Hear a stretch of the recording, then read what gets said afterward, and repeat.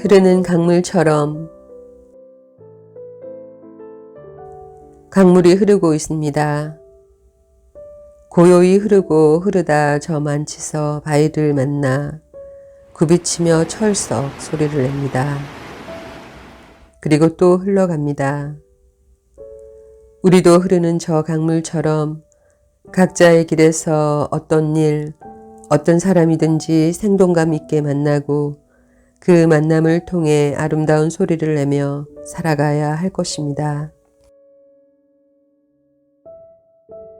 강물을 따라 걸으며 생각해 봅니다. 이만치서 변화 없이 고요히 흐르는 강물, 저만치서 굽이치는 물줄기,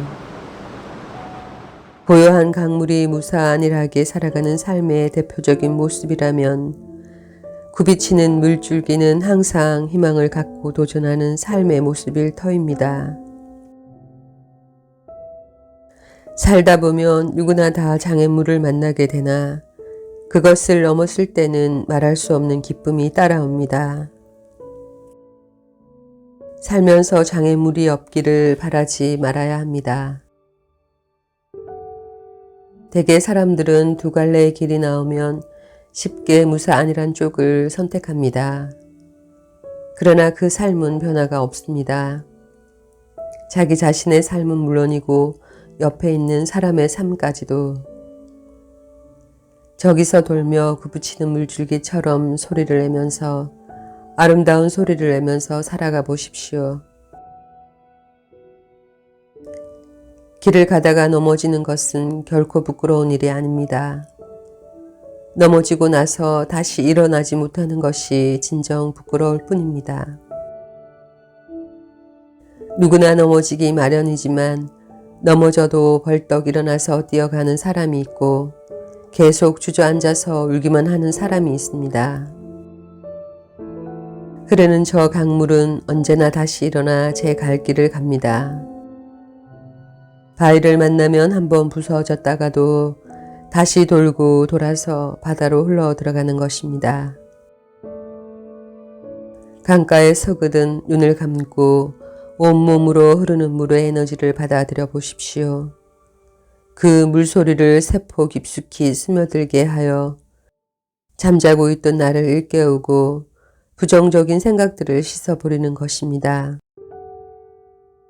도전하고 부딪히며 비전을 갖고 살아갈 때 그 삶은 빛나게 됩니다. 고요한 수면 위에 가을숲이 아름다운 그림자를 드리우고 있습니다.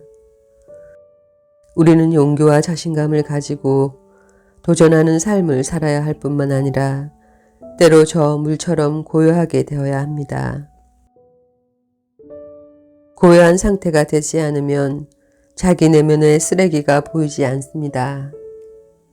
사람이 이기심에 빠져 있거나 감정과 번뇌 속에 있을 때, 무언가에 집착하고 있을 때는 자기 자신의 모습이 잘 보이지 않는 법입니다. 왜 명상을 하는가?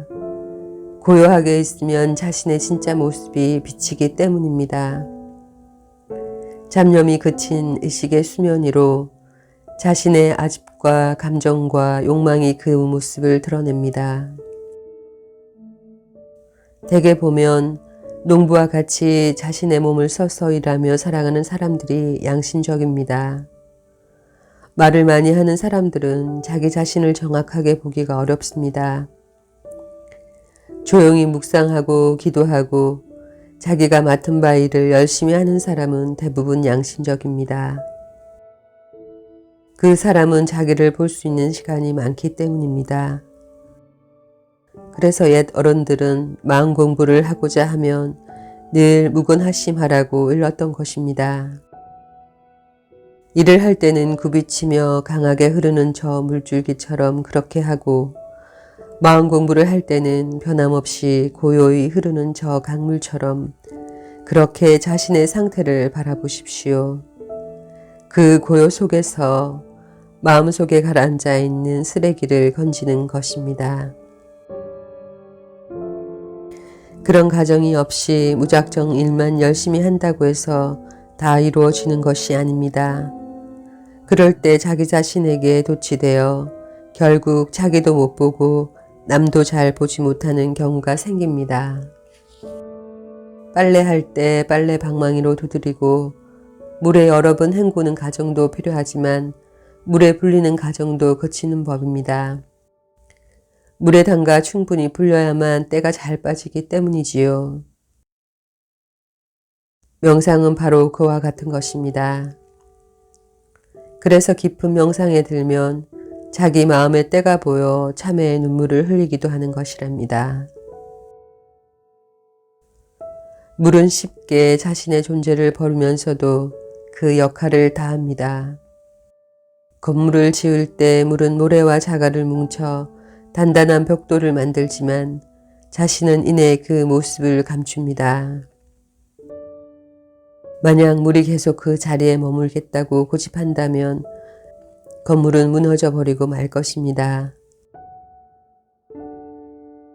집착한다는 것, 그것은 우주의 이치에 어긋나기 때문에 집착하면 집착하는 것만큼 힘이 듭니다.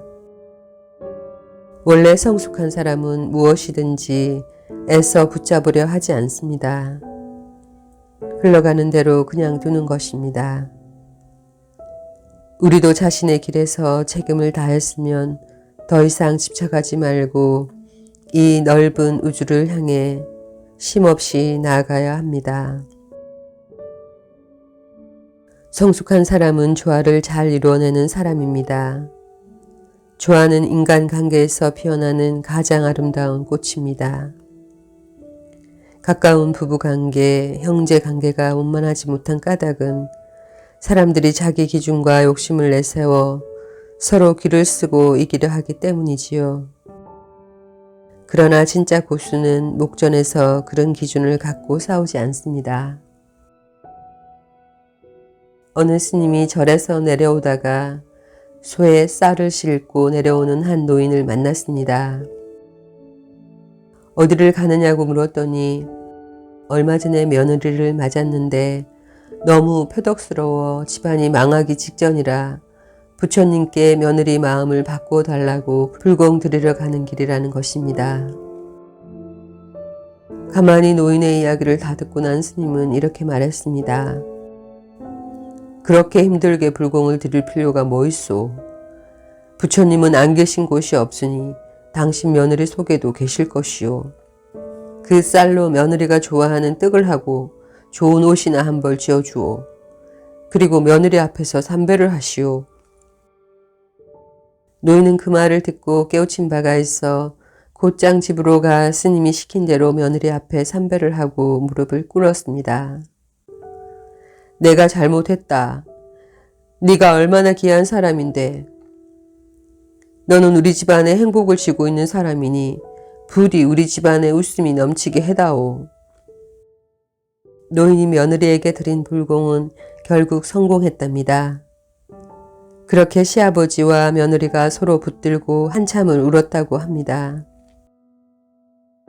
얼마 전에 집안에 큰일이 있어 일가 친척이 한자리에 모였는데 어린 조카들이 노는 것을 지켜보다가 문득 깨달은 바가 있었습니다. 조카 중에 한 녀석은 형들의 장난감을 자기 것처럼 갖고 노는데 또 다른 녀석은 그 장난감 때문에 종일 울기만 하는 것입니다. 보니까 우는 녀석은 형이 좋은 물건을 가지고 있으면 그 물건에 온통 마음을 빼앗겨서 움켜쥐고 놓지를 않는 것이었습니다. 그러면 형은 장난감을 주기는커녕 자기 것을 빼앗길까봐 같이 움켜쥐고 실랑이를 벌이다가 분을 못 참아 동생을 한 대 지어 박는 것입니다. 잘 노는 녀석은 자기가 마음에 드는 장난감이 있으면 장난감에는 일체 손을 대지 않고 형한테 가만히 다가가서 어깨를 기대고 씩 웃으며 형, 나 이거 갖고 놀아도 돼? 하고 묻습니다. 그러면 형은 자기 장난감을 빼앗기지 않으리라는 것을 잘 알기 때문에 흔쾌히 장난감을 건네줍니다. 어린 조카 녀석은 물리도록 실컷 놀다가 다시 웃으며 형한테 장난감을 돌려줍니다. 세상에는 내 어린 조카처럼 쉽게 그리고 성숙하게 사는 사람이 있습니다. 조카가 형들의 장난감을 아무 그리낌 없이 가지고 놀듯이 그에게는 세상이 온통 자기 것입니다. 집착하지 않기 때문이지요. 그러나 우리 곁에는 자기 물건을 가지고도 욕을 먹는 사람이 훨씬 더 많습니다. 집착으로 인해 사랑을 할 줄도 받을 줄도 잘 모르기 때문입니다. 마음의 여유가 없으면 우리 사회에서 10중 8구는 그렇게 되기 마련입니다. 우리가 명상을 하고 마음 공부를 하는 것은 과거를 위해서도 미래를 위해서도 아닙니다. 오직 현실을 위해서, 현실의 인간관계를 잘하기 위해서입니다. 흐르는 물처럼 집착하지 말고 여유를 가지고 주위의 사람들과 자신의 일 속에서 늘 기뻐하고 사랑하며 살도록 합시다. 강물을 따라가며 흐르는 물소리를 몸과 마음에 녹음해 봅니다.